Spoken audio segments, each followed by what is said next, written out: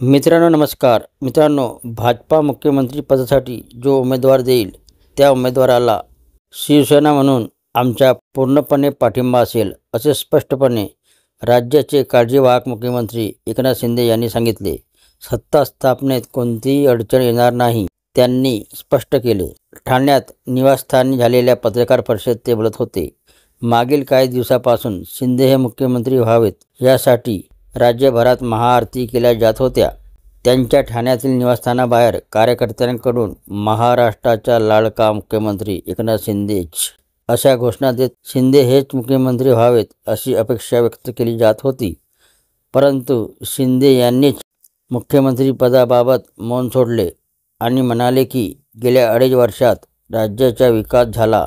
लाडकी बहीण योजना, लाडका भाऊ योजना आदी योजनांसह इतर महत्त्वाची विकासाची कामे झाली. त्यामुळेच मतदारांनीही महायुतीला स्पष्ट कौल दिला. त्यांच्या जनमताला तडा जाऊ द्यायचा नसल्याचेही त्यांनी स्पष्ट केले. निवडणुकीत महायुतीच्या सर्व कार्यकर्त्यांनी प्रचंड काम केले. मी पहाटेपर्यंत काम करायचो. 2 ते 3 तास झोपल्यावर माझी सभा असायची. हे चक्र संपूर्ण प्रचारात चालले. गेल्या 2.5 वर्षात भाजप आणि केंद्र सरकारने मला पाठिंबा दिला. एक छोटा कार्यकर्ता हा मुख्यमंत्री व्हावा ही शिवसेना प्रमुख बाळासाहेब ठाकरे यांची इच्छा होती. ती इच्छा मोदी यांनी पूर्ण केली. मी कालही कार्यकर्ता म्हणून काम करत होतो, आजही करत आहे.